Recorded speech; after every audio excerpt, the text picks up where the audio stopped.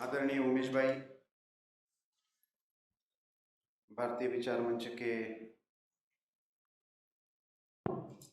अन्य कार्यकर्तागण और अहमदाबाद की इस नगरी के प्रबुद्ध भाई और बहनों,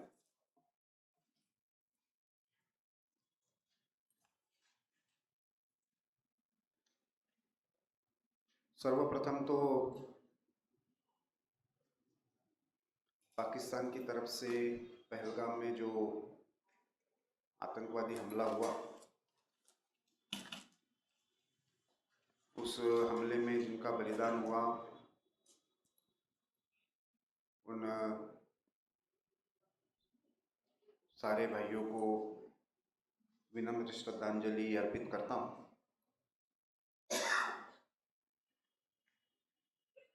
लेकिन घटनाक्रम केवल कश्मीर में नहीं हो रहा था,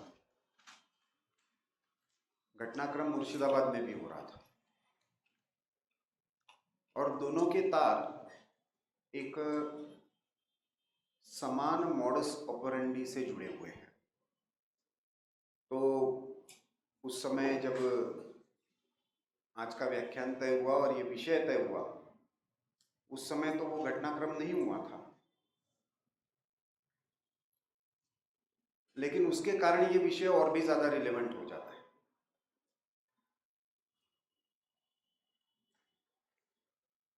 बहुत बार हमको ये मन में प्रश्न आता है, फंडामेंटल क्वेश्चन उठाया जाता है कि पॉपुलेशन ये एसेट है या बर्डन है, और यहाँ पे अलग अलग आयु वर्ग के लोग हैं,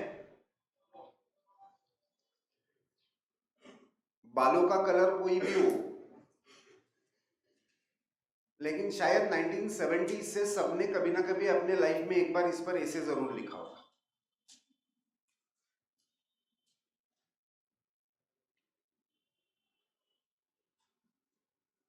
तो 70 से पहले पॉपुलेशन बर्डन नहीं थी, 70 के बाद अचानक होने लगे। ऐसा क्या हो गया? हमने तो लाइफ एक्सपेक्टेंसी सुधर गई थी, फैसिलिटीज सुधर गई थी, एजुकेशन का रेशो बढ़ गया था, हमारा ग्रोथ रेट बढ़ गया, तो हमको तो पॉपुलेशन एसेट लगना चाहिए था, लेकिन बर्डन लगने लगा और हम इस पर चर्चा करने लगे, एकेडमिकली भी, पॉलिसी वाइज भी। तो एक बार 2024 का थोड़ा सा एक वैश्विक पटल यदि हम देख ले, इंटर ग्लोबल सिनारियो, तो 2024 के बारे में ये कह सकते हैं कि 2024 was a election year for the world. 64 देश और यूरोपियन यूनियन एक ही बार एक ही ईयर में इलेक्शन में गए और पूरे विश्व के 49% लोगों ने, मैं इसमें चाइना वगैरह नहीं पकड़ रहा हूं जो डेमोक्रेसी पर विश्वास ही नहीं रखते हैं, हालांकि उनकी भी पार्टी कांग्रेस हुई, यूरोपियन यूनियन का भी इलेक्शन हुआ, लेकिन 49% लोगों ने लोकतांत्रिक मार्ग से अलग अलग सिस्टम्स जो भी रही उसके आधार पर अपना वोटिंग किया और वोटिंग के आधार पर अपनी सरकारें चुनी।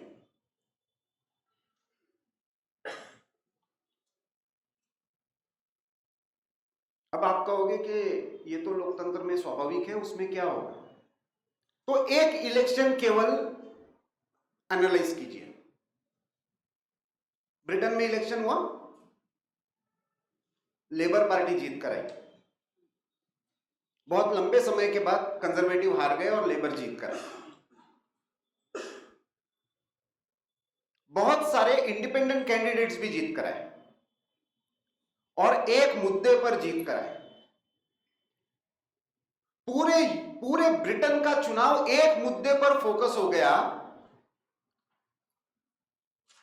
कि इजराइल में जो Israel versus Hamas Gaza strip में जो वॉर चल रहा है, उस वॉर में कौन सी पार्टी किसके साथ खड़ी है, इस पर वोटिंग हुआ। और जहां पे labour candidate pro Gaza line लेकर, प्रो पैलेस्टाइन लेकर खड़े थे, वो सारे चुनकर आए। जहां पे वो लेबर पार्टी के सिवा वहां के लोकल इंडिपेंडेंट मुस्लिम कम्युनिटी के कैंडिडेट का ऑप्शन उपलब्ध था, वहां पे लेबर पार्टी भी हार गई।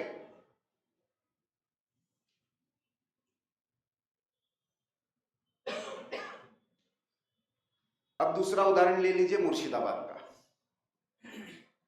मुर्शिदाबाद में जब भारत स्वतंत्र हुआ तब मात्र 27% की पॉपुलेशन मुस्लिम थी। और पिछले चुनाव तक वहां से कांग्रेस के बंगाल यूनिट के जो अध्यक्ष थे अधीर रंजन चौधरी, वो प्राउडली कहते थे कि मैं मुस्लिम मेजॉरिटी कॉन्स्टिट्यूंसी से जीत कर आता हूं। आज वो पॉपुलेशन 67-68% है। मैं जब डेमोग्राफी की बात कर रहा हूं तो मैं पॉपुलेशन के केवल बर्थ रेट के क्वेश्चन पर नहीं डील कर रहा हूं। That's why I use the word demography. Otherwise तो बंगाली प्राइड का इश्यू चलता है, बंगाली होने का और बाहरी होने का विषय वहां पे चलाया गया। लेकिन मुर्शिदाबाद से चुनकर कौन आया? गुजरात से गया हुआ यूसुफ पठान। अधीर रंजन चौधरी पहली बार अपना चुनाव हार गए।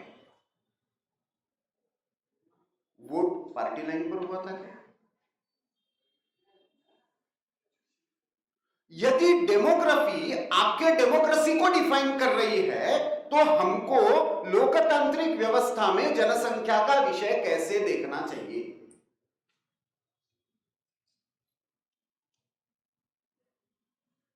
थोड़ा सा हम हिस्टोरिकल एनालिसिस करते हैं। अभी रिसेंट पास्ट में दो ऐसे महत्वपूर्ण घटनाक्रम हुए जहां पे डेमोग्राफी बदली और देश का विभाजन हो गया। मैं भारत पर बाद में आऊंगा। एक हो गया ईस्ट तिमोर और दूसरा हो गया साउथ सुडान। वहां पे तो कोई हिंदुत्व फोर्सेस नहीं है दोनों जगह पर, संघ नहीं है, बीजेपी नहीं है, मोदी नहीं है, कोई नहीं है। डेमोग्राफी बदली, डेमोक्रेसी बदली और अंततः पार्टीशन हुआ। मात्र 25 to 30 इयर्स के पीरियड में यह सारा घटनाक्रम हुआ। लेकिन यह पहला नहीं था। आप पूरे भारत का इतिहास जब देखेंगे तो आपको ध्यान में आएगा कि 8वीं शताब्दी से लेकर लगभग 11वीं-12वीं शताब्दी तक आज जिसका अफगानिस्तान या गांधार प्रदेश कहा जाता था, बाद में सिंध प्रदेश कहा जाता था, वहां की जनसंख्या बदली तो नक्शा बदल गया। डेमोक्रेसी तो उस समय आज के फॉर्म में नहीं थी, लेकिन ज्ञान की परंपरा गणराज्यों के आधार पर थी, जनपद थे।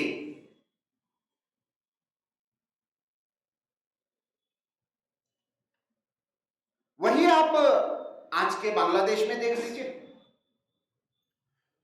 1905 का पार्टीशन, 1905 में पहला पार्टीशन हुआ था भारत का ऑफिशियली, रिलीजियस लाइन पर ऑफिशियली पहली बार भारत की सीमा को विभाजित किया गया 1905 में, जिसको पॉपुलरली बंगाल का पार्टीशन कहा जाता है, लेकिन था तो भारत का ही। तो ईस्ट बंगाल और वेस्ट बंगाल, अभी पहली बार आप यदि पाकिस्तानी मीडिया को फॉलो करेंगे तो पिछले 4-5 वर्षों में नई टर्मिनोलॉजी आपको दिखाई देगी।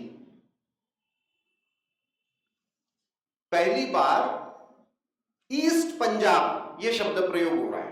पहले भी होता था कभी, लेकिन अभी east Punjab and west Punjab. तो वेस्ट पंजाब है मतलब पाकिस्तान वाला है, ईस्ट पंजाब है मतलब भारत वाला पंजाब। तो ईस्ट बंगाल और वेस्ट बंगाल यह पहला पार्टीशन था, 1905 में हुआ था, कर्जन ने किया था। 6 साल में मात्र पूरे भारत ने एकत्रित होकर अंग्रेजों को बाध्य कर दिया उस पार्टीशन को वापस लेने के लिए। हमने कहा कि रिलीजन ये हमारी बाउंड्रीज का आधार नहीं हो सकता, और उस आधार पर केवल बंगाल का पार्टीशन नहीं रिटर्न हुआ, कलकत्ता से राजधानी दिल्ली शिफ्ट करनी पड़ी। 436 क्रांतिकारी आंदोलन चले। अनुशीलन समिति सबको पता है, लेकिन अनुशीलन समिति अकेली नहीं थी, उसके अंडर पूरे देश भर में उस समय लाल बाल पाल, लाला लजपत राय, बिपिन चंद्र पाल और बाल गंगाधर तिलक, इनके नेतृत्व में चला। तीनों अलग अलग प्रदेशों से आते थे, उसमें से बिपिन चंद्र पाल छोड़ दिया तो कोई भी बंगाल का नहीं था। सुब्रमण्यम भारती उसी में से आए हुए तमिलनाडु से नेता बने।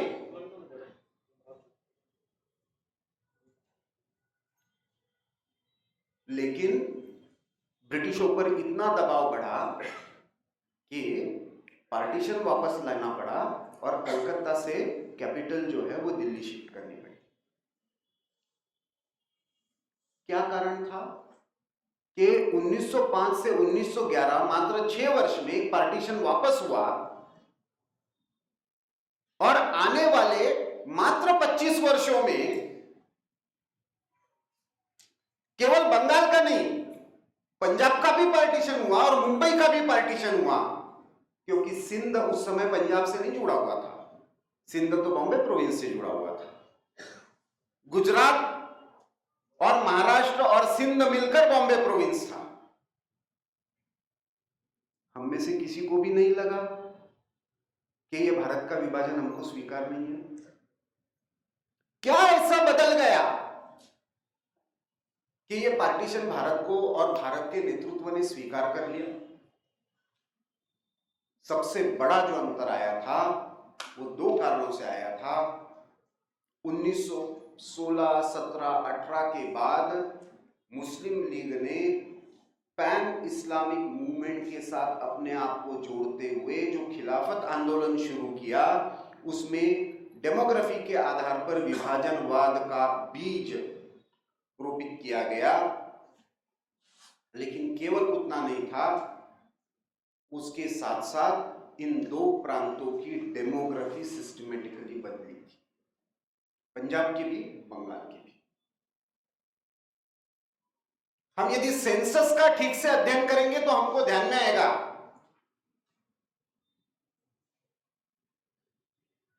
कि डिकेड बाय डिकेड डेमोग्राफी का प्रोपोर्शन कैसे चेंज हुआ है। अभी 2024 के चुनाव से पहले एक बहुत सुंदर पेपर प्राइम मिनिस्टर की इकोनॉमिक एडवाइजरी काउंसिल के द्वारा प्रकाशित हुआ, the status of minorities in South Asia. Databased पूरा रिसर्च पेपर है, और उस पेपर में सबसे इंटरेस्टिंग ट्रेंड भारत में है। भारत अकेला ऐसा देश है जहां पे सेकंड लार्जेस्ट मेजॉरिटी में कह रहा हूं, माइनॉरिटी नहीं, सेकंड लार्जेस्ट मेजॉरिटी पिछले 10 वर्षों में एनुअल एवरेज से 39% ज्यादा बढ़ी है, नेशनल एवरेज से। वो 46% की ग्रोथ यदि हम नेचुरल पॉपुलेशन ग्रोथ माने तो भी अनरियलिस्टिक है। इसका कारण यह है कि 2000 में जो पॉपुलेशन पॉलिसी आई, स्वाधीन भारत में पहली बार पॉपुलेशन पॉलिसी आई 2000 में, जब एनडीए की पहली गवर्नमेंट थी, उसमें कुछ उद्देश्य तय किए गए। How much of population is feasible and sustainable for India. तो उसमें एक पूरे वर्ल्ड में एक एक्सेप्टेड प्रिंसिपल है कि 2.1% population is necessary to replace the population. यानी डिकेडल ग्रोथ जब होती है तो उसमें केवल नए लोग जन्म नहीं लेते हैं, कुछ लोगों का मृत्यु भी होता है। लेकिन आपको आज पूरे वर्ल्ड में जो सबसे बड़ा क्राइसिस है वो पॉपुलेशन ग्रोथ का नहीं है। मैं बहुत जिम्मेदारी के साथ कह रहा हूं, अलग अलग देशों के आप बजटरी प्रोविजंस और एनुअल रिपोर्ट्स निकाल कर देख लीजिए। जापान में आज ऐसी स्थिति है कि यदि कोई महिला तीसरे बच्चे को जन्म देने को तैयार है तो जापान गवर्नमेंट स्पेशल इंसेंटिव देने को तैयार है। स्पेशल लीव देने को तैयार है।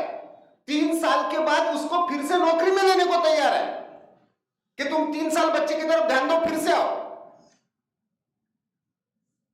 चाइना जैसा देश जिसने ऑथोरिटेरियन वे में वन चाइल्ड पॉलिसी इंप्लीमेंट की, उसने अपनी पॉलिसी को रिवर्स कर दिया और आज ऐसी स्थिति है कि सेकंड चाइल्ड के लिए महिला को इंसेंटिव देने को तैयार है, कपल को इंसेंटिव देने को तैयार है।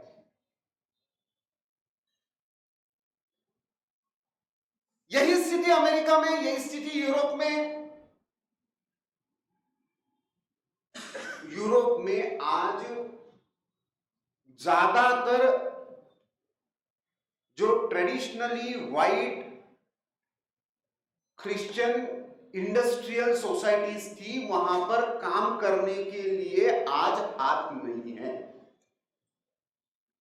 तो इसलिए उनको माइग्रेटरी पॉलिसी स्वीकार करनी पड़ी। माइग्रेशन हुआ, उसका परिणाम आज स्वीडन में क्या हो रहा है, जर्मनी में क्या हो रहा है, ब्रिटेन में क्या हो रहा है, फ्रांस में क्या हो रहा है, कनाडा जैसे देश में आज ऐसी स्थिति है कि यदि वो सस्टेनेबल ग्रोथ रखनी है तो उसके लिए मैन पावर नहीं है। तो ग्लोबली आज डिबेट ये पॉपुलेशन एसेट है या बर्डन है, ये है ही नहीं। तो क्वालिटेटिवली एंड क्वांटिटेटिवली आपकी पॉपुलेशन क्या है, what is the character of your demography, that is more important. Bharat की आज सबसे बड़ी एसेट जो है वो ये है कि 45% ना केवल यूथ है, हमारे पास 65% वर्किंग पॉपुलेशन है। The hands that they can produce, they can contribute in terms of labor, चाहे वो मशीन चलानी हो, चाहे वो बाकी कुछ काम करना हो। यदि ऐसी स्थिति है तो फिर ये थियरी आई कहां से कि पॉपुलेशन बर्डन होता है। हम 16% स्वाधीन हुए तब भी थे पूरे वर्ल्ड के, 16% आज भी है। तो हमारी पॉपुलेशन की ग्रोथ डिस्प्रपोर्शनेट तो नहीं हुई है। ये ठीक है कि लैंड रिसोर्सेस उतने ही हैं, लेकिन उस समय तो हमारे पास फूड सिक्योरिटी नहीं थी। आज पूरे दुनिया को हम फूड सप्लाई चेन में हम सबसे आगे है। वो बाकी के इंडेक्स कुछ भी कहे, अफगानिस्तान को हमारे ऊपर रखे, श्रीलंका को हमारे ऊपर रखे, अफ्रीका को हमारे ऊपर रखे, लेकिन वास्तविकता यह है कि एक्सेस फूड ग्रेन के साथ हर वर्ष एक्सपोर्ट करने वाले देशों में भारत एक देश है। जब श्रीलंका में क्राइसिस आया तो हमने सप्लाई किया। तालिबान आने के बाद भी 50 मिलियन टन तक का सप्लाई हमने अफगानिस्तान को दिया। के समय से हम पिछले 5-7 वर्षों से लगातार भारत की सर्वसामान्य जनता को free of cost food grain food supply के रूप में दे रहे हैं, और फिर भी हमारे यहां पे फूड क्राइसिस नहीं है। 1949 में, 50 में, 65 के वॉर के समय ऐसी स्थिति थी कि अमेरिका हमको वहां पे जो उनके पोर्क इंडस्ट्री में दिया जाने वाला, सुअरों को खिलाने वाला गेहूं हमको एक्सपोर्ट कर रहा था, और फिर भी वो लाल गेहूं हमको खाना पड़ रहा था। ये हमारी स्थिति थी, वो तो बदल गई है। तो फिर ये आया कहां से सारा? तो इसके पीछे एक बहुत बड़ा षड्यंत्र था। 1974-75 में अमेरिका में एक अध्ययन शुरू हुआ। हेनरी किसिंजर अमेरिका का एक बहुत बड़ा डिप्लोमेट, स्ट्रेटेजिक थिंकर माना जाता है। उसने अमेरिकन जो स्टेट डिपार्टमेंट है, मतलब उनका फॉरेन, जिसको हम कह सकते हैं कि उनका एक्सटर्नल अफेयर्स मिनिस्ट्री, विदेश मंत्रालय, उस विदेश मंत्रालय के लिए एक पेपर लिखा। एक कमेटी बनी थी हेनरी किसिंजर के, उन्होंने अध्ययन करके एक पेपर लिखा। उस पेपर का नाम है population as a threat to US security and American interest abroad. ये क्लासिफाइड पेपर था, लेकिन अब पब्लिक डोमेन में उपलब्ध है, अमेरिकन आर्काइव्स में आपको मिल सकता है। किसी को अध्ययन का इच्छा है तो सॉफ्ट कॉपी में दे सकता हूं। उसमें हेनरी किसिंजर बहुत इंटरेस्टिंग ऑब्जर्वेशंस देता है। देखिए, ये जो सारा अमेरिका का जो राइज है पिछले 50-100 वर्षों का, जो अभी चाइना जिसको चैलेंज कर रहा है, उस राइज में चाइना के लिए सबसे बड़ी समस्या जनसंख्या है, अमेरिका के लिए सबसे बड़ी समस्या मैन्युफैक्चरिंग है। तो ये अमेरिका का राइज जो था, उसके पीछे एक सिस्टमैटिक पॉलिसी थी। क्या पॉलिसी थी? तो 1910 के बाद अमेरिका ने अपने आप को एक वॉर मशीन के रूप में इकोनॉमी खड़ी की। आर्म्स के एक्सपोर्ट के आधार पर डॉलर इकोनॉमी को खड़ा किया। फार्मास्यूटिकल के एक्सपोर्ट के आधार पर अपनी इकोनॉमी को खड़ा किया। तो हेल्थ क्राइसिस होता है तो अमेरिकन डॉलर अच्छा रहता है, वॉर होता है तो अमेरिकन डॉलर अच्छा रहता है, वॉर रुक जाता है तो अमेरिका का डॉलर नीचे जाता है। हमारे आईटी वालों को पूछ लो, उनको ज्यादा पता है, क्योंकि उनको सबसे ज्यादा चिंता होती है। अमेरिकन डॉलर यदि नीचे जाता है तो भारत का आईटी वाले का प्रोजेक्ट डगमगाने लगता है। लेकिन केवल इस पे नहीं रहा, एक बहुत अच्छी पुस्तक है E.H. कार नाम का यूरोपियन थिंकर, हिस्टोरियन होकर गया, उसने एक पुस्तक लिखी है 20 Years क्राइसिस। पहले विश्व युद्ध से लेकर 1918 से लेकर 1938 तक, ये जो 20 इयर्स है, इसके बीच में क्या हो रहा है, झगड़ा, मतलब पहले विश्व युद्ध में क्या हुआ उस पर मैं अभी नहीं जा रहा हूं। पहले विश्व युद्ध में जो हो रहा था उसमें भी बड़े इंटरेस्टिंग फैक्ट्स है। 1916 में वुडरो विल्सन एक मीटिंग कॉल करता है। उस समय तक वुडरो विल्सन प्रेसिडेंट बनने के बाद, वुडरो विल्सन अननोन है, वुडरो विल्सन रॉकफेलर फेलो है। रॉकफेलर ये ऑयल सप्लाई करने वाला सबसे बड़ा बिजनेसमैन है। पहली बार ये थियरी देता है कि युद्ध होगा तो ऑयल की डिमांड बढ़ेगी, ऑयल की डिमांड बढ़ेगी तो डिप्रेशन में से हम निकलेंगे। डॉलर का रेट अच्छा होगा। उसका लीगल एडवाइजर वुडरो विल्सन है, जिसको इंटरनेशनल रिलेशंस में आज बहुत बड़ा proponent of league of nation, international organization, peaceful world order ये समझाया जाता है। अमेरिका एक ऐसा विचित्र देश है कि जो लाशों पर खड़ा है लेकिन पूरी दुनिया को ह्यूमन राइट्स पढ़ाता है। सबसे फ्रॉड डेमोक्रेसी है, लेकिन पूरी दुनिया को हम लोकतंत्र के रक्षक है इस रूप में समझाता है। अकेला ऐसा देश है जो आज भी किसी महिला को अपने राष्ट्रपति के रूप में स्वीकार करने को तैयार नहीं है। पूरी दुनिया को जेंडर इक्वालिटी सिखाता है।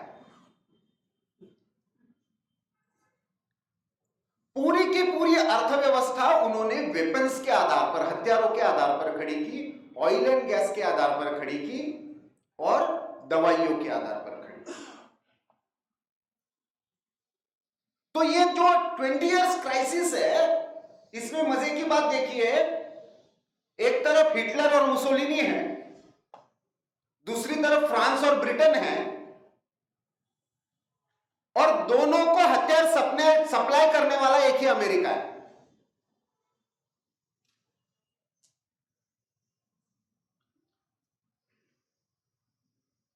द्वितीय विश्व युद्ध होता है, उससे पहले स्टालिन, चर्चिल और रूजवेल्ट, उस समय रूजवेल्ट अध्यक्ष है अमेरिका का, ये तीनों अटलांटिक में मिलते हैं जहाज पर। ग्रेट डिप्रेशन है, जिस डिप्रेशन की और इस टेरिफ वॉर के अंदर अमेरिका जा सकता है, आज जापान की ग्रोथ -2% है।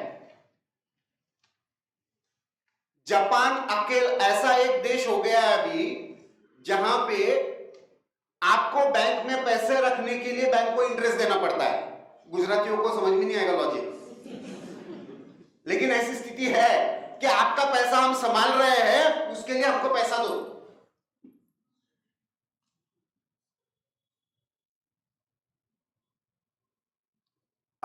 पिछले 10 वर्षों में अमेरिका की ग्रोथ रेट 1% से 2% के बीच में लुढ़क रही है।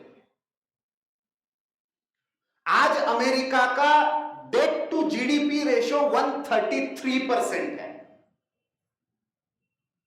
मैं नहीं कह रहा हूं, ये सारे अमेरिका के आंकड़े हैं, अमेरिका के ऑफिशियल वेबसाइट पर उपलब्ध आंकड़े।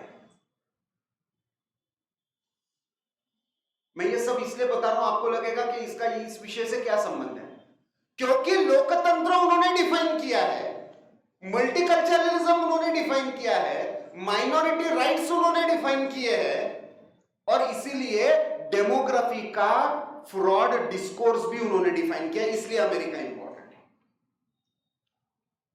1950 के दशक में पहले एटॉमिक बॉम्ब हिरोशिमा नागासाकी पर यूज करना, मतलब ये चर्चिल, स्टालिन और ये मिलते हैं, तो उस समय यूरोप में भयंकर क्राइसिस है। भयंकर क्राइसिस है मतलब कितना क्राइसिस है, तो उस समय ऐसा कहा जाता है कि जर्मनी में एक ट्रक डॉइचलैंड लेकर जाकर, डॉइचमार्क लेकर जाने के बाद, डॉइचमार्क जो वहां का रुपया, वहां की करेंसी है, वो लेकर जाने के बाद एक ब्रेड का पैकेट मिलता था। इतना डिप्रेशन है, द ग्रेट डिप्रेशन जिसको कहा जाता है। ये इसलिए समझना हमको इसलिए भी जरूरी है कि 1920 में जिसको स्पेनिश फ्लू कहा गया, वो उस समय कोविड उतना ही भयंकर था, और वो भी एक लैब से निकला हुआ था। वो आया था 1922-23 में। ईस्टर्न यूरोप में वॉर शुरू हुआ था, जैसे यूक्रेन का वॉर शुरू हुआ है। फर्स्ट वर्ल्ड वॉर के बाद ब्रिटेन का डिक्लाइन शुरू हो गया था, जैसे अमेरिका का शुरू हो गया है। और इकोनॉमी में पूरे वर्ल्ड में टैरिफ, प्रोटेक्शनिज्म एंड डिप्रेशन, ये तीन फेनोमेना 1920s और 1930s में आए हैं, जो जिस लाइन पर आज फिर से वर्ल्ड ऑर्डर जा रहा है। 100 इयर्स के बाद एग्जैक्टली वही डेवलपमेंट्स हो रही है जो उस समय हो रही थी। इसका उत्तर अमेरिका ने क्या ढूंढा है? रूजवेल्ट, चर्चिल और स्टालिन तीनों जहाज पर मिलते हैं और उत्तर ढूंढते हैं कि इस क्राइसिस से हमको निकालना है तो एक ही उपाय है, डिमांड बढ़ानी पड़ेगी। डिमांड बढ़ाना है तो उस समय दो मॉडल सामने आते हैं। एक केन्सियन मॉडल, जिसको इकोनॉमिक्स में कहा जाता है कि पैसा पंप करेंगे मार्केट में तो लोग ज्यादा खरीदेंगे, ज्यादा खरीदेंगे तो वस्तुओं की डिमांड बढ़ेगी, डिमांड बढ़ेगी तो पैसे की जो वैल्यू है वो भी एप्रिशिएट करने लगेगी।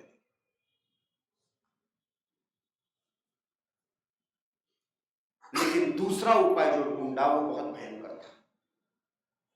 बोला कि हम एक्सेस प्रोडक्शन करने को तैयार है ऑयल का, अपना पैसा लगाकर करने को तैयार है, अपना डेट बढ़ाकर करने को तैयार है, लेकिन ऑयल की डिमांड बढ़नी चाहिए। ऑयल की डिमांड बढ़ेगी तो गाड़ियां चलेंगी, गाड़ियां चलेगी तो सारा जो डिमांड सप्लाई का साइकिल है वो मूव करने लगेगा, तो इस डिप्रेशन में से हम निकलेंगे। और इसलिए उपाय क्या है? तो हिटलर को टारगेट करो। हिटलर अल्टरनेशनलिस्ट था ही, हिटलर एक्सपांशनिस्ट था ही, वो नाजिज्म की विचारधारा को फंड करने वाले भी यही थे और बाद में उसको शत्रु ठहराने वाले भी यही थे। स्टालिन तो उसका अलाई था, कम्युनिस्टों ने ही हिटलर को खड़ा किया था, लेकिन स्टालिन ने अपनी पार्टी बदलने के बाद यूरोप के कम्युनिस्ट भी बदल गए। दूसरा वर्ल्ड वॉर शुरू हुआ, अंत में हिरोशिमा नागासाकी हुआ। उसके रिकंस्ट्रक्शन के लिए बैंक क्रिएट किया गया, वर्ल्ड बैंक, IMF और बाद में GATT, general agreement on trade and tariff. World को एक मार्केट बनाना है, लेकिन इस मार्केट बनाने के पीछे एक विचारधारा थी जिसको प्रोटेस्टेंटिज्म की विचारधारा कहा जाता है।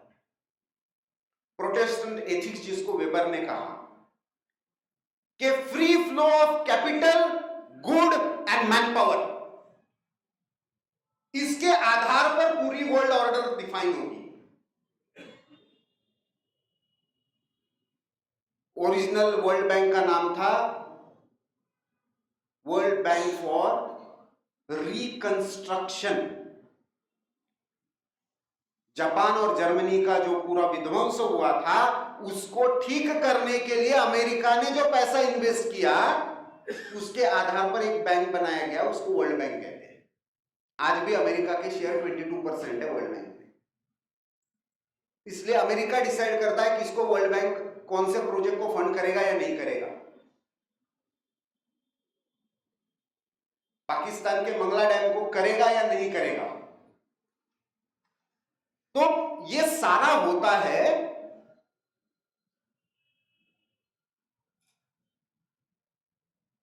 मोनोपोलाइजेशन, जिसको न्यू कॉलोनाइजेशन कहा जाता है। लेकिन ये टिका नहीं, क्योंकि हर 10 साल बाद ये साइकिल इन्फ्लेशन और डिप्रेशन का चलता रहा।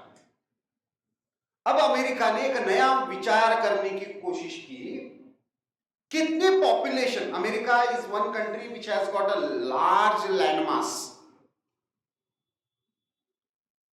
भारत से लगभग 2.5-3 गुना ज्यादा लैंड मास है और भारत से 1/4 पॉपुलेशन है, फिर भी कंजम्पशन 32% ज्यादा है।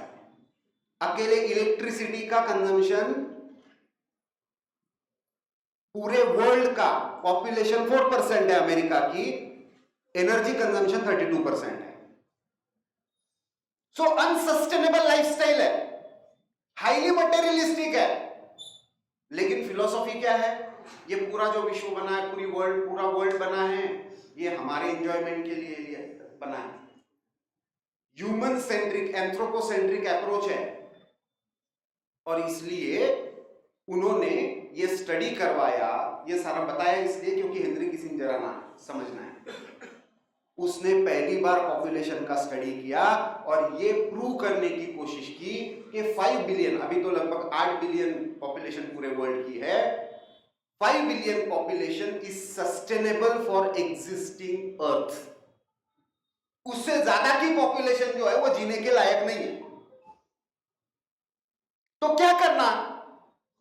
तो पहले तो पॉपुलेशन ग्रोथ को कम करना, दूसरी तरफ जिसको उन्होंने कहा इंफीरियर रेसेस, 5 बिलियन सारे अफ्रीकन और एशियन और चाइनीज मिलाकर ही हो जाएंगे। अमेरिका और यूरोप खत्म हो गया तो कैसे चलेगा? तो 5 बिलियन कोई भी नहीं चलेगा। Inferior races should be eliminated. अब इंफीरियर रेसेस कौन तय करेगा? तो अमेरिकन इंडाइसेस और अमेरिकन पैरामीटर्स तय करेंगे। एग्रीकल्चर में कौन से पेस्टिसाइड्स यूज होना ताकि फर्टिलिटी रेट कम, फार्मास्यूटिकल्स में कौन से वैक्सीन यूज होना ताकि फर्टिलिटी रेट कम। एक 1996 में आई हुई एक पुस्तक है, क्लिंटन का एडवाइजर था, उसकी पुस्तक है, जरूर पढ़नी चाहिए, फादरलेस अमेरिका। वो लिखता है, उन्होंने लगभग 50,000 परिवारों का अध्ययन किया अमेरिका के, और वो लिखता है कि 42% children of America do not know who is their father. But उससे आगे जो लिखता है वो और भी खतरनाक है। वो कहता है कि 50% ऑफ अमेरिकन वुमेन जो है उनको मां नहीं बनना है, और इस कारण से अफ्रीकन और एशियन पॉपुलेशन अमेरिका में बढ़ रही है। और क्यों बढ़ रही है? तो अमेरिकन प्रोटेस्टेंट व्हाइट वुमेन जो है वो एजुकेटेड है, करियर ओरिएंटेड है और एस्पिरेशनल है, इसलिए उसको मां नहीं बनना है। अब मजे की बात है, 1975 में ही भारत में इमरजेंसी लगती है और पहली बार फोर्ड फाउंडेशन संजय गांधी को पॉपुलेशन कंट्रोल के लिए $150,000 का फंडिंग करता है, या $15,000 का उस समय फंडिंग करता है। उस समय तक कहीं पे भी परिवार नियोजन ये भारत में पॉपुलर कॉन्सेप्ट नहीं है। ब्रिटिशों के जमाने से पॉलिसी है लेकिन पॉपुलर कंसेप्ट नहीं है।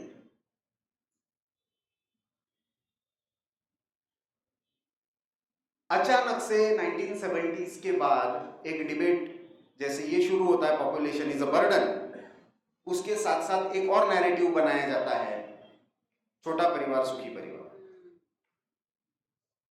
और छोटा मतलब केवल बच्चे कम नहीं है, न्यूक्लियर फैमिली है। आपको कंजम्पशन बढ़ाना है तो आपको फैमिलीज ज्यादा से ज्यादा चाहिए, लेकिन कम जनसंख्या के साथ चाहिए। एक घर है तो 4 टीवी स्क्रीन है तो आपको आपका मार्केट इकोनॉमी चलेगी। एक ही घर है, उसमें दादा दादी भी रहेंगे, माता पिता भी रहेंगे, उनके बच्चे भी रहेंगे, और सब मिलकर एक ही टीवी स्क्रीन पर देखेंगे, तो क्या फायदा? So if you want to create demand, you need to have more screens, more bedrooms, and if possible more kitchens. तो छोटा परिवार सुखी परिवार। लेकिन वो जो किसिंजर रिपोर्ट जो सबसे बड़ा जो मेजर ये करती है कि एक तो 5 बिलियन की पॉपुलेशन इस अर्थ के लिए सस्टेनेबल है, it should be inferior races should go away, and if necessary America को क्या करना चाहिए? अमेरिका को आवश्यकता पड़ती है तो इमोरल मीन्स यूज करके भी इस पॉपुलेशन को कंट्रोल में लाना चाहिए। अब इमोरल मीन्स किसके किसके विरोध में? तो वो कंट्रीज आइडेंटिफाई करता है, उसमें चाइना ऑब्वियसली है, इंडोनेशिया है, लेकिन उसमें एक महत्वपूर्ण कंट्री भारत है। अब भारत में 2000 तक पॉपुलेशन पॉलिसी जब बनती है तो पॉपुलेशन पॉलिसी में जैसे मैंने कहा 2.1 ये रिप्लेसमेंट रेट पूरे वर्ल्ड में स्टैंडर्ड रेट है। उसमें बात देखिए, भारत में हमने पिछले 20-25 वर्षों में इसमें बहुत अच्छे रिजल्ट्स दिए और ऑन एन एवरेज सारे प्रदेशों ने और सारी कम्युनिटीज ने अच्छे रिजल्ट दिए। We are somewhere around 2.1 2.2 which is a stable population rate, मतलब जितने लोगों की मृत्यु होगी लगभग उतने ही जन्म ले रहे हैं और इसलिए हमारा एक पॉपुलेशन का जो क्वालिटेटिव एस्पेक्ट है एज का वो एक कांस्टेंट रहेगा। लेकिन इसमें दो चिंताजनक चीजें जो है वो ये है कि इसमें हिंदुओं की रेट ये 1.8% है विच इज बिलो एवरेज, और उसमें urban educated middle class Hindu की रेट जो है वो 1.4% है।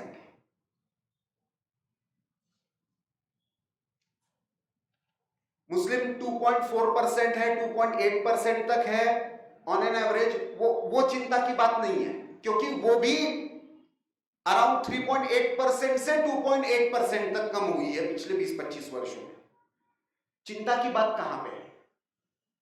चिंता की बात यह है कि भारत के सारे बॉर्डरिंग एरियाज, बंगाल हो, असम हो या उत्तराखंड की बॉर्डर हो, इन सब जगहों पर एवरेज पॉपुलेशन ग्रोथ रेट से मुस्लिम डेमोग्राफी ये 2% से ज्यादा से बड़ी है, which is not a natural population growth. क्योंकि यदि पूरे देश भर में मुस्लिम पॉपुलेशन 2.4% से रेट से बड़ी है या मैक्सिमम 2.8 तक गई है किसी एक ईयर में, या डिकेडल ग्रोथ का हम यदि एवरेज भी लेते हैं तो 2.5 2.6 तक आएगा, तो अचानक उत्तराखंड में ऐसा क्या होता है कि उस बॉर्डरिंग डिस्ट्रिक्ट्स में ये पॉपुलेशन अचानक से 22-23% से बढ़ जाती है। So it is not a natural, so it is the demography that is changing by plan. तो एक तरफ हमारा नॉर्मल एक कॉन्शियसनेस क्रिएट किया गया कि demography is a burden, small family is good family, smaller family है तो कंजम्पशन ऑब्वियस है ना। आप अपने अनुभवों के आधार पर थोड़ा सा देखिए,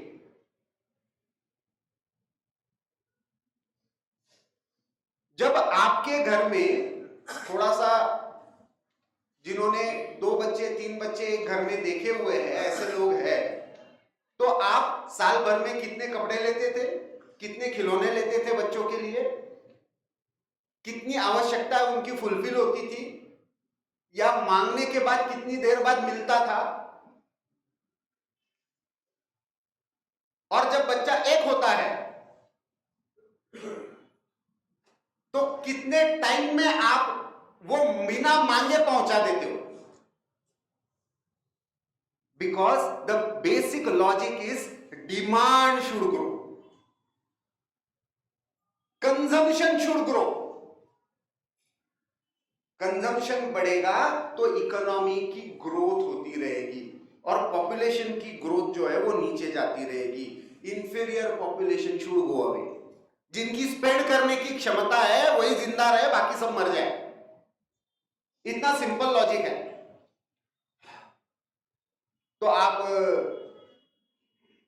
$2,800 पर ईयर का क्या पर कैपिटा इनकम है आपका? हम देखो 27,000 पर है, हम देखो 64,000 पर है।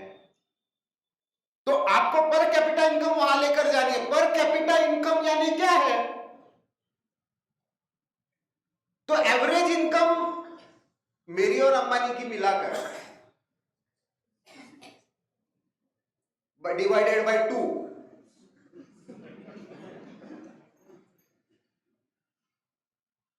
और उसमें श्रीकांत भाई जैसा कोई प्रचारक और जोड़ दो तो डिवाइडेड बाय 3। दिखने के लिए नंबर बड़ा दिखता है, वास्तविकता क्या है?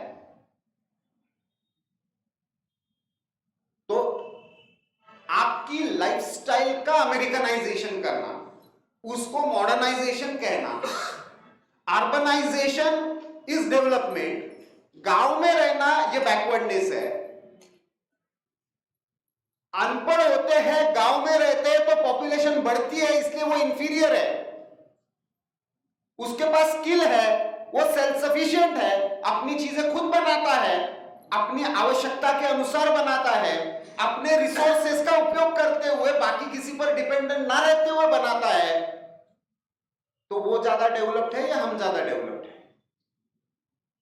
लेकिन उस गांव को हमने अंडर डेवलप मानना शुरू कर दिया। पूरा डेवलपमेंट का नैरेटिव इस डेमोग्राफी के आधार पर, और उसके साथ साथ फिर अभी पिछले 20-25 वर्ष में ये जस्टिफाई करना शुरू कर दिया कि फ्री फ्लो ऑफ कैपिटल होना चाहिए, फ्री फ्लो ऑफ गुड्स होना चाहिए और free flow of man power होना चाहिए। हमको भी लगता है अरे देखो हमारे कितने गुजराती अमेरिका में जाकर, पहले भी जाते थे, अफ्रीका में जाकर बिजनेस करते थे, यूरोप में जाकर बिजनेस करते थे, अपने रूट से नहीं कटे थे। लाइफस्टाइल अमेरिकन नहीं हुई थी, अमेरिकन सिटीजनशिप लेने का भूत नहीं सवार था कि सब बेच बाज कर अमेरिका में ही जाना है, सब बेच बाज कर पंजाब से कनाडा में ही जाकर सेटल होना है, ये भूत नहीं था। अमेरिका में जाना यानी प्रॉस्पेरिटी, ये नहीं था। फॉरेन डिग्री नहीं है तो हमारा कोई उपयोग नहीं, ये नहीं था। प्रॉब्लम कहां पे है? Problem is not just population. Problem is there are twofold problems. One, imbalance of population. कि एक समुदाय, एक वर्ग जिसका इस संस्कृति, इस देश से साथ सीधा संबंध नहीं है, इलीगल माइग्रेशन से एक डिजाइन के तहत, जैसे यूरोप में हुआ है, जैसे अफ्रीका में सूडान में हुआ था, जैसे इस तिमूर में हुआ, वैसा डेमोग्राफी का पैटर्न बदलना, वो इम्बैलेंस समस्या है। लेकिन उसके साथ साथ दूसरी एक समस्या है द क्वालिटेटिव, और वो इम्बैलेंस केवल एक तरह का नहीं है, बहुत तरह का है। मतलब सबको मुंबई में रहना है, सबको अहमदाबाद में रहना है। आज ऐसी स्थिति है उत्तराखंड में, मैं उत्तराखंड और हिमाचल का इसलिए दे रहा हूं क्योंकि हमको सीमा कहते ही असम बंगाल ध्यान में आता है या पंजाब और कश्मीर ध्यान में आता है। हम भूल जाते हैं कि हिमालय को जोड़कर चीन की सीमाएं उत्तराखंड को भी जुड़ती हैं। आज ऐसी स्थिति है, या उत्तर प्रदेश को लेकर नेपाल की सीमा है जहां पाकिस्तान से सारा इन्फिल्ट्रेशन होता है। उन सारे बॉर्डरिंग डिस्ट्रिक्ट्स में आज डेमोग्राफी का पैटर्न चेंज हो गया है। कॉन्सेंट्रेशन ऑफ पॉपुलेशन बढ़ गया है। कहां बढ़ा है? एक तो मेट्रोपॉलिटन सिटीज में बढ़ा है, नहीं तो बॉर्डरिंग एरियाज में बढ़ा है।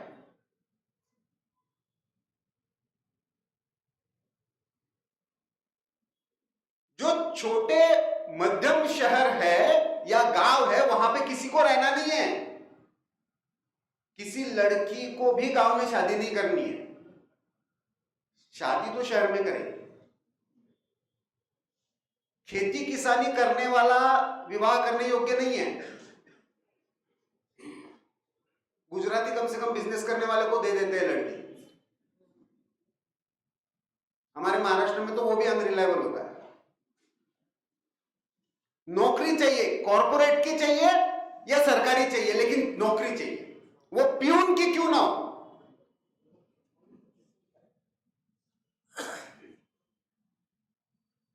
तो ये सारा नैरेटिव जो गढ़ा गया है वो पॉपुलेशन की थियरी के अराउंड गढ़ा गया है। अब इसके कारण क्या हुआ है? तो एक तरफ ज्योग्राफिकल इंबैलेंस भी हुआ है। आपके ज्योग्राफी के जो रिसोर्सेस थे उसमें भी एक इंबैलेंस, तो इंटर कम्युनिटी इंबैलेंस। अचानक से डुबरी जैसे देश डिस्ट्रिक्ट में, असम में 34% मुस्लिम पॉपुलेशन बढ़ गई। अब वो अचानक से एक वहां पे मुस्लिम पार्टी भी जन्म ले ली, उसका पिछली बार एमपी भी जीत गया, इस बार तय करके वोटिंग करना था, इसलिए कांग्रेस का भी 10 लाख वोटिंग के मार्जिन से जीत गया।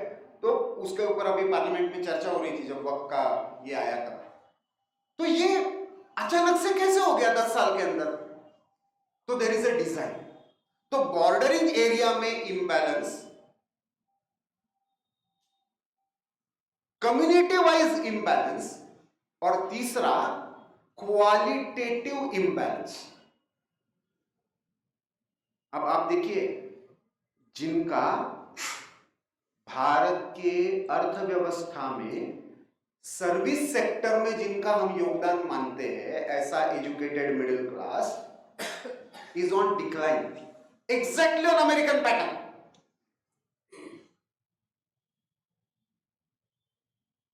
तो ऐसे में आने वाले समय में हमारी डेमोग्राफी बदल जाएगी। तो डेमोग्राफी, एक दुलिया की केस हुई थी, दुलिया कॉन्स्टिट्यूंसी महाराष्ट्र में है। 5 असेंबली सेगमेंट में 87,000 का लीड लेने के बाद छठी कॉन्स्टिट्यूंसी का सारे ईवीएम्स खुले।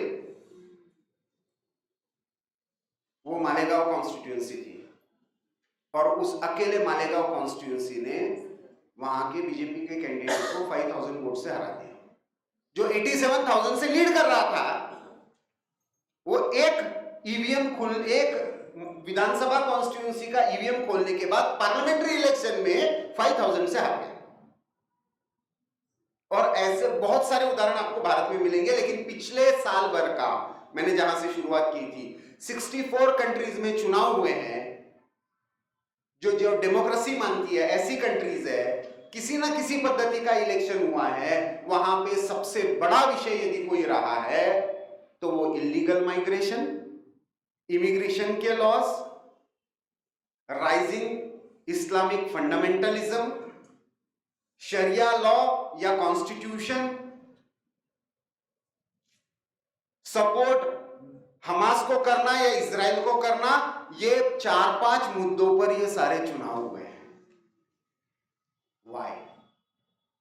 चुनाव तो किस पर होने चाहिए? ब्रिटेन का फ्यूचर क्या हो, फ्रांस का फ्यूचर क्या हो, अमेरिका का फ्यूचर क्या हो। अमेरिका फर्स्ट, ये स्लोगन देते हुए पहली बात डोनाल्ड ट्रंप को यह कहनी पड़ी कि I will stop illegal migration.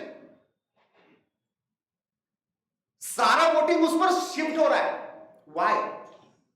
Italy में उसको ऑफिशियली डिक्लेयर करना पड़ रहा है, yes I am right wing, I am conservative, I don't want outsiders, और लोग उसके साथ खड़े हो रहे हैं। एक अलग तरह का नेशनलिज्म इमर्ज होते हुए दिख रहा है। उसके पीछे का कारण क्या है? बिकॉज दे हैव रियलाइज कि ये डेमोग्राफी बदलती है तो डेमोक्रेसी भी बदलती है, और डेमोक्रेसी भी बदलती है तो डेस्टिनी बदलती है।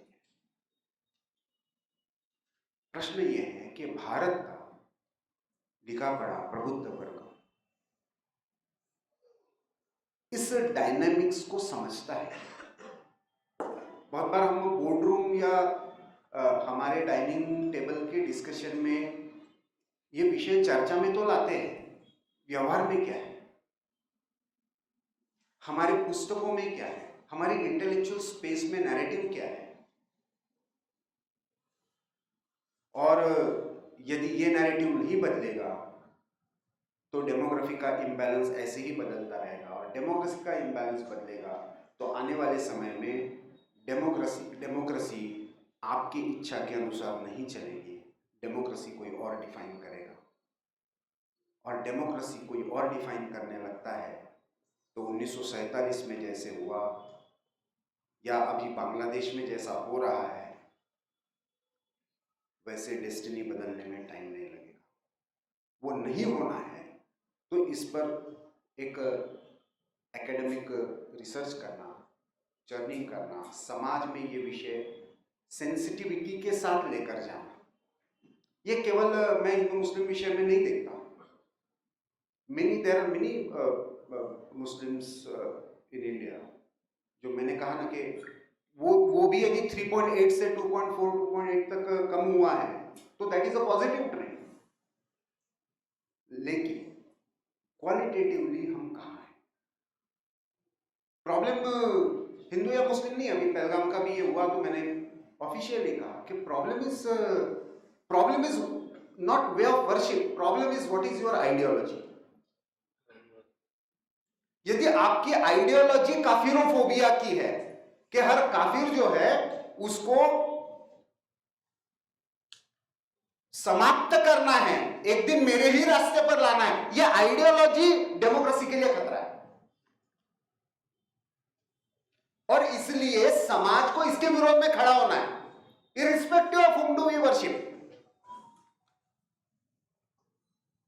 और इसलिए ये डेमोक्रेसी एंड डेस्टिनी, ये आज इंटरनेशनल डिबेट है, ये हमारा भारत का भी इंटेलेक्चुअल डिबेट बने, हमारा भारत का इंटेलेक्चुअल डिसीजन मेकिंग क्लास इसके बारे में सीरियसली सोचे, इसके बारे में सीरियस पॉलिसी ऑप्शंस पर हम विचार करें। और वो पॉलिसी ऑप्शंस केवल सरकारी नहीं, सोसाइटी के लेवल पर। जैन समाज ने अभी अलग अलग जगह पे सभा बुलाकर जैन मुनियों ने शपथ दिलाना शुरू किया है नए जैन दंपति को कि कम से कम 2 बच्चे होंगे, उनको कम से कम ये संस्कार देंगे। क्यों करना पड़ रहा है? ये केवल जैन समाज को बचाने के लिए नहीं है, उसके आगे जाकर हमको सोचना है कि क्वालिटेटिवली हमारी क्वांटिटी क्या हो।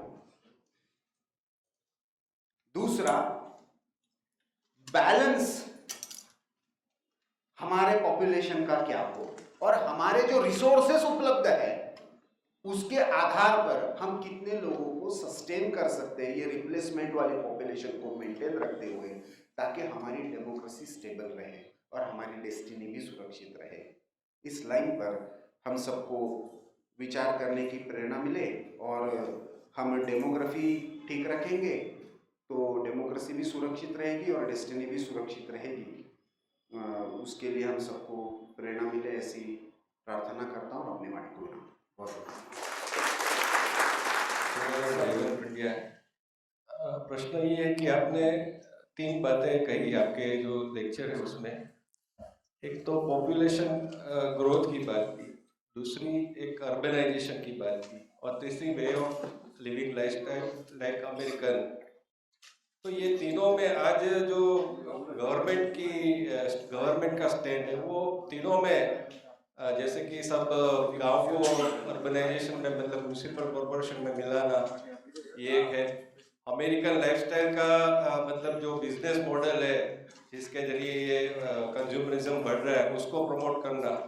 जैसे अभी आरबीआई ने 10 वर्ष के ऊपर के बच्चे को अपना अकाउंट ऑपरेट करने की सुविधा दे दी है, तो ये बहुत जोखिमी बात है क्योंकि वो कुछ भी कर सकता है, दारू जुगार भी जो। तो ऐसी उसमें क्या कर सकते हैं सरकार? अभी तो राष्ट्रवादी सरकार कहा जाता है, तो इसमें यह सोचना पड़ेगा। आज एक इन सारे डिबेट के सिवा और एक बहुत बड़ा डिबेट चलता है कि मंदिरों में हस्तक्षेप क्यों और बाकी उपासना पद्धतियों में क्यों नहीं। तो उसके रूट्स में कभी जाने का हमने प्रयास किया है क्या?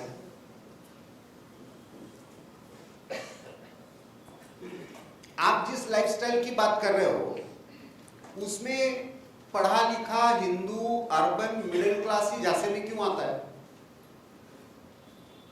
बाकी किसी को तो फर्क नहीं पड़ता। एक समुदाय ऐसा भी है वो कहता है आप कानून बना लो, हम फॉलो नहीं करेंगे। क्यों ऐसा होता है? क्योंकि ब्रिटिशों के जमाने से हमने ये मान लिया कि सब कुछ सरकार करेगी। मंदिरों के जमीनों के प्रॉब्लम लेकर हम ब्रिटिशों के पास गए थे, ब्रिटिश हमारे पास नहीं आए थे। ब्रिटिशों की तो पॉलिसी थी हम रिलीजियस नॉन इंटरफियरेंस करेंगे, क्योंकि उनको झटका लग गया था 1857 में। बल्कि उनकी पहले से समझ गए थे कि इनके रिलीजन को हाथ लगाया तो झटका लगता है। रिलीजन को छोड़ दो, बाकी सब चीजें मैनेज करो, और रिलीजन को भी करना है तो इनडायरेक्टली करो, डायरेक्टली मत करो। तो समस्या कहां पे है? तो भारत का अर्बन एलीट, एजुकेटेड एलीट, वो पॉलिसीज डिफाइन करता है। सरकार कोई भी हो, हमारा कॉन्शियसनेस ये डिफाइन करने वाला केपीएमजी में काम करता है तो हम प्राउडली कहते हैं हाँ केपीएमजी में काम कर रहा है। अरे अमेरिकन कंपनी में काम कर रहा है और भारत के विरोध में काम कर रहा है, वो उतना ही खतरनाक है ये हमको नहीं लगता। क्यों? केपीएमजी में, डेलॉइट में प्राउडली कहते हैं। तो कंसल्टेंसी तो वो कर रही है सरकार को, पॉलिसी फ्रेमवर्क तो वो बना के दे रही है और ब्यूरोक्रेट्स उसके आधार पर नीति बना रहे हैं। तो मेरा ये मानना है कि नीतियां भी सरकार की तब बदलती है जब डेमोग्राफी ठीक होती है, डेमोग्राफी का क्वालिटेटिव एस्पेक्ट ठीक होता है। आज हमने मान लिया है, गांधी जी क्यों कहते थे कि आप कुछ भी पॉलिसी करो, हम बॉयकॉट करेंगे और आपको पॉलिसी बदलनी पड़ेगी। क्यों? क्योंकि उनको यह पता था कि भारत का सर्वसामान्य व्यक्ति जो है वो सत्याग्रह की पॉलिसी के आधार, वो हर कोई बंदूक लेकर नहीं लड़ सकता, लेकिन यह कह सकता है कि आप कानून बनाओ, हम फॉलो नहीं करेंगे। उसकी शिक्षा भी भुगतेंगे, उसकी जो भी सजा है वो भुगतेंगे, लेकिन फॉलो नहीं करेंगे, because I don't agree with it. हमारे यहां पे समस्या ये हुई है कि urban educated middle class American dream में फंस गया है, और अमेरिकन ड्रीम में वो फंसा हुआ है तो सरकार उसके अकॉर्डिंग पॉलिसी बना रहा है, तो डेमोक्रेसी में स्वाभाविक है। जैसे सेक्युलर जो पार्टीज है उनको अपना वोट बैंक का ध्यान रखना पड़ता है, वैसे राष्ट्रवादी सरकार को अपने वोट बैंक का ध्यान रखना पड़ता है। तो वो pro American dream policies middle class के लिए बनाएंगे, तो डेवलपमेंट वही डिफाइन होगा कि आप अमेरिकन लाइफस्टाइल की तरफ जा रहे हो, देखो मैंने विकास किया, क्योंकि आज के मिडिल क्लास को वही विकास समझ में आता है। तो इसलिए हमको ये प्रबुद्ध वर्ग जो होता है समाज का, उसकी ये जिम्मेदारी होती है कि इन नीतियों के ऊपर क्या हम, क्योंकि लोकतंत्र में हम ये जो मानकर चलते हैं ना कि policy is a one way traffic, ऐसा नहीं होता। हर पॉलिसी में स्टेक होल्डर्स होते हैं। कौन सा ऐसा एक विभाग है, कौन सा ऐसा एक सरकारी विभाग है जिसके इनवेरिएबली हम सब लोग स्टेक होल्डर होते हैं? कोई भी एज ग्रुप हो,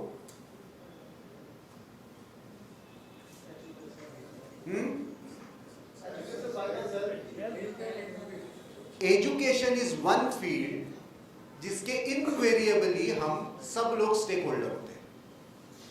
कभी एज अ स्टूडेंट होंगे, कभी एज अ पेरेंट होंगे, कभी एज अ टीचर होंगे, कभी किसी ना किसी रूप में होंगे।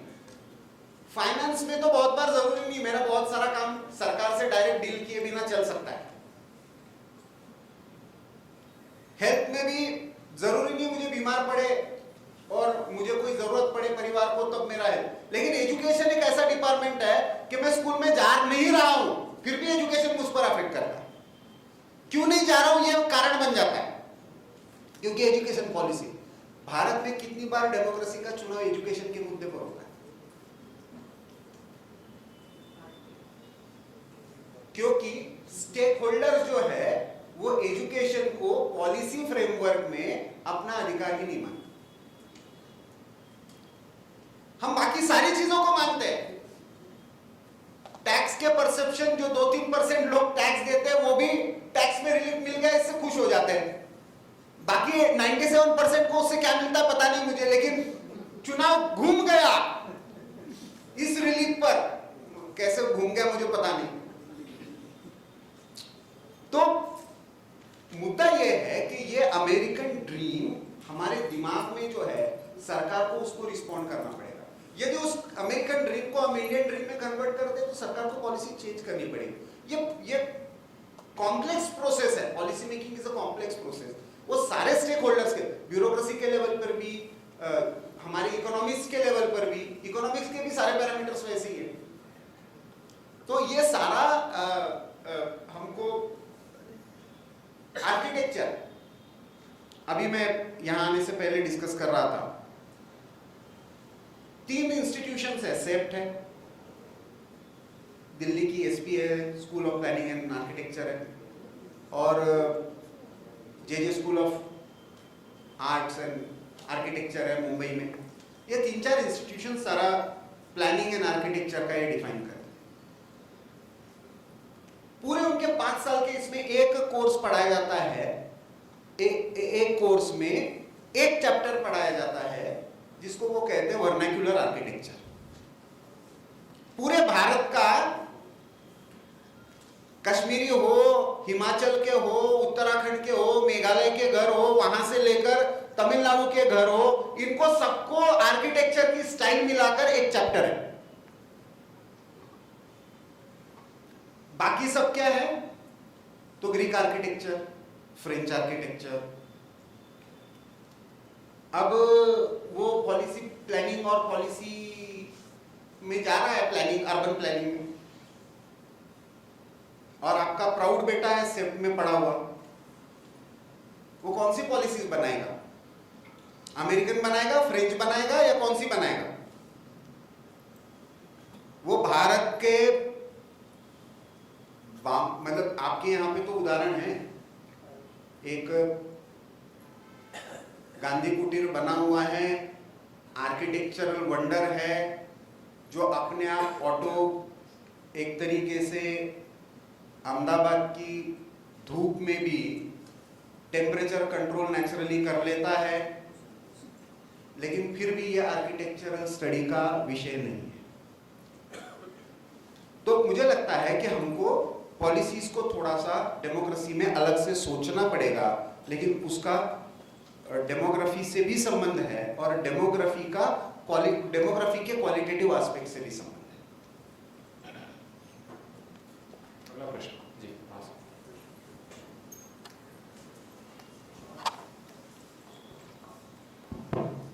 हेलो, ऐसे आपने मेरा 50% आंसर दे दिया है। आपका नाम? हमीर सिंह। ब्रेन ड्रेन जो हो रहा है डेमोक्रेसी से ज़्यादा, कम्युनिस्ट कंट्रीज को रोक सकती है। चाइना इनोवेशन में, चाइना ने बहुत इनोवेशन कर लिया, इसलिए उनका पॉपुलेशन सस्टेनेबल हो गया, प्रोडक्शन भी सस्टेनेबल हो गया चाइना का। तो इनोवेशन चाइना में, इनोवेटिव प्रोडक्ट जो एक्सपोर्ट करने के लिए होती है, वो चाइना कर सका है। हम लोग ब्रेन ड्रेन हो रहा है जो डेवलप कंट्री की तरफ जा रहा है, जो एजुकेटेड पीपल हमारे हो, और हमारी डेमोग्राफी जो बिगड़ रही है उसकी वजह यही है कि हमारा एजुकेटेड पीपल है, ब्रेन ड्रेन हो रहा है। तो what is suppose to be do for that? और एक ऑफ द रिकॉर्ड वक्त के बारे में एक सवाल था, इफ यू कैन आंसर। एक क्वेश्चन होता है कि जैसे अभी हमारा वक्त बोर्ड पास हुआ तो 50 पिटीशन पास चली गई। 2013 में हम लोगों ने जब इन्होंने वक्त संशोधन किया था, तब हम लोग हिंदू समाज में पिटीशन पास हुई थी या नहीं हुई थी? I don't know.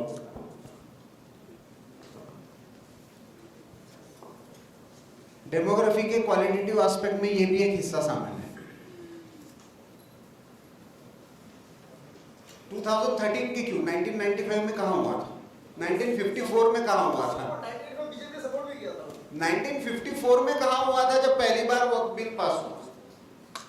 तो हम यदि हमारी पॉपुलेशन होते हुए यदि वो जो हो रहा है लॉ पास, उसके बारे में हम यदि सेंसिटिव ही नहीं है, अवेयर ही नहीं है, आप छोड़ दीजिए ना, 370 और 35A के बारे में डिस्कशन शुरू हुआ, बहुत सारे लीगल ल्यूमिनरीज थे, बड़े बड़े लॉयर और रिटायर्ड जजेस थे, वो कह रहे थे 35A नाम का कोई एक्ट ही नहीं है, आर्टिकल ही नहीं है।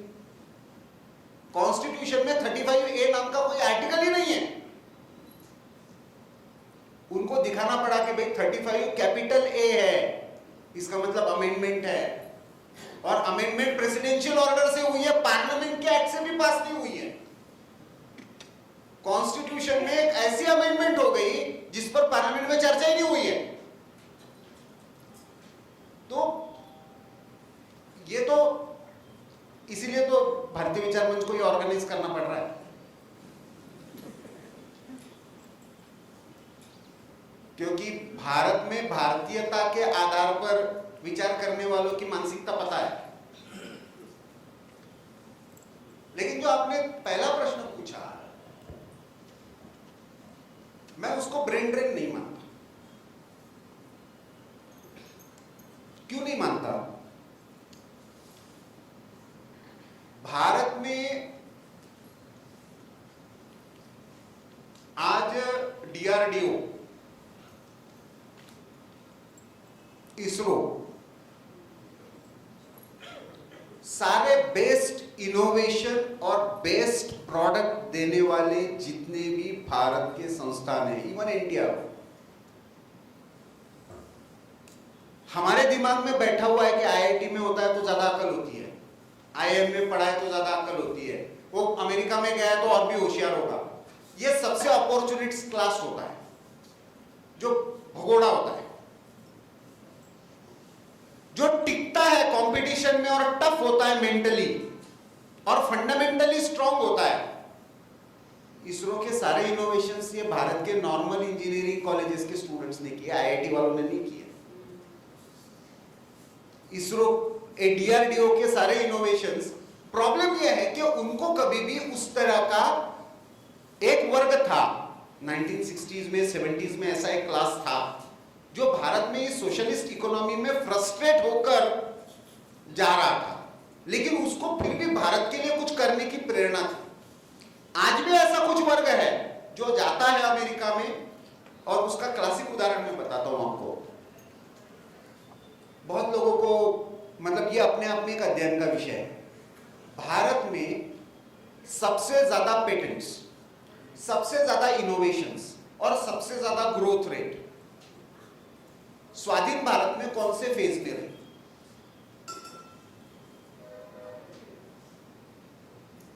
सारे लिखे पढ़े लोग हैं,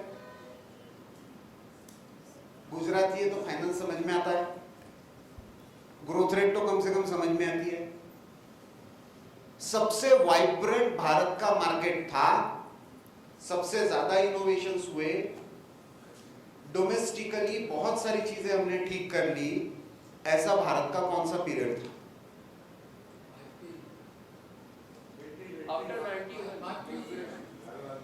After 91 LPG reforms, when we opened the market, Indian market to the rest of the world. और सर ये 2014 to 24, सर 98 to 2001, why? अब ये मत बताइए कि वाजपेयी गवर्नमेंट थी इसमें,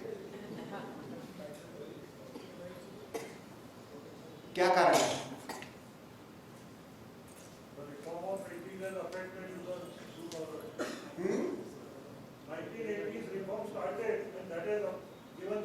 Sorry sir, reform is the most bogus thing. There is no reform there. No. क्योंकि पोखरण के कारण हमारे ऊपर सैंक्शन लगे, और उस समय पहली बार वाजपेयी गवर्नमेंट ने एक बॉन्ड रिलीज किया एनआरआईज के लिए। एक पैसे का इंस्टीट्यूशनल इन्वेस्टमेंट नहीं था। आप लोगों को एफआईआई ज्यादा समझ में आती है, शेयर मार्केट ज्यादा समझ में आता है मुझसे, स्टॉक मार्केट ज्यादा समझ में आता है। कोई इन्वेस्ट करने को तैयार नहीं था, भारत के रुपए की कोई वैल्यू नहीं थी।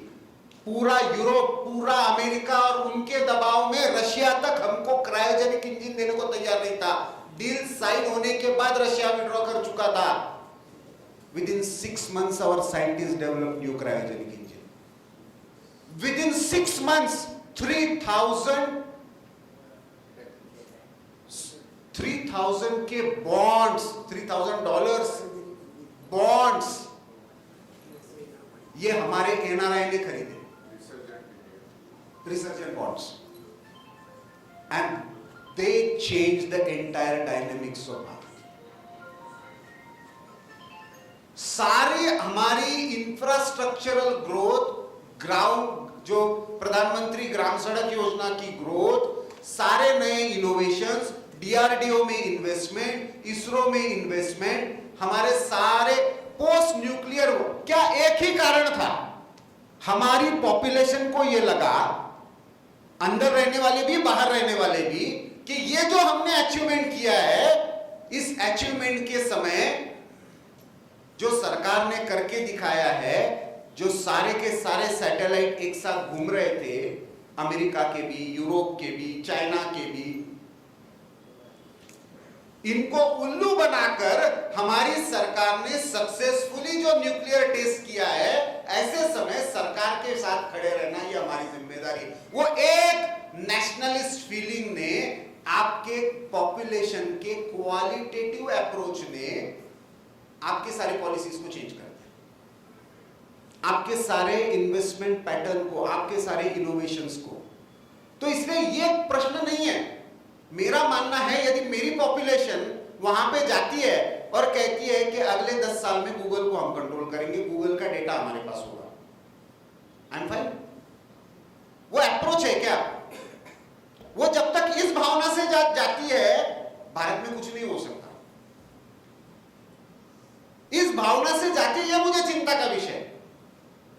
तो हमारी जनसंख्या की गुणवत्ता, हमारा कलेक्टिव कॉन्शियसनेस के प्रति, जिसको हम कहते हैं एक व्यक्तिगत चारित्र्य, इंडिविजुअल कैरेक्टर, लेकिन उसके साथ साथ उसका राष्ट्रीय चारित्र्य क्या है?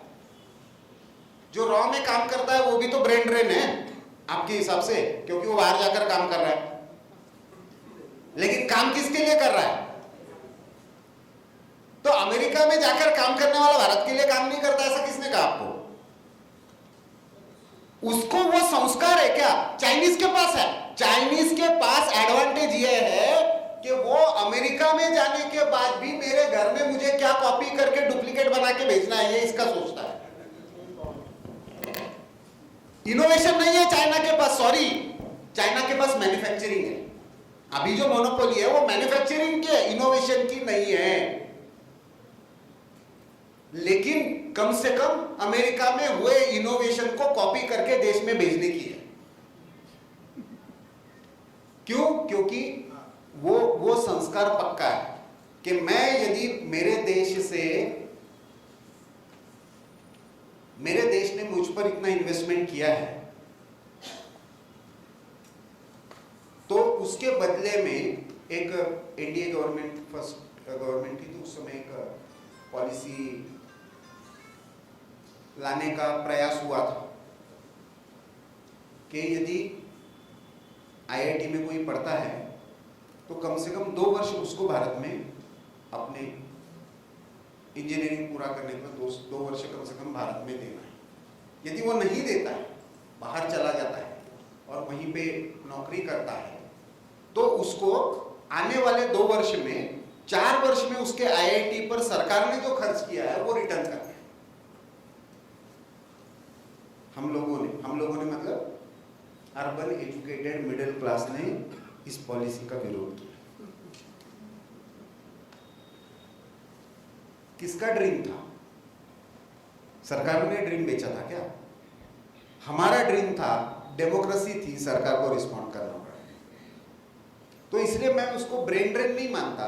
बाहर जाता है, प्राउडली जाए, भारत के लिए काम करने के लिए जाए, नए सीख कर आने के लिए जाए, इनोवेशन करने के लिए जाए, वो जो कर रहा है उस डेटा पर कंट्रोल हम कितने जल्दी ले सकते हैं ये समझने के लिए जाए, तो वो ब्रेन ड्रेन नहीं रहेगा, वो हमारा नेशनल एसेट बनेगा। आज वो भारत में कुछ नहीं हो सकता, अमेरिका में जाना ये मेरे जीवन का अंतिम उद्देश्य है, इस भावना के साथ जाता है।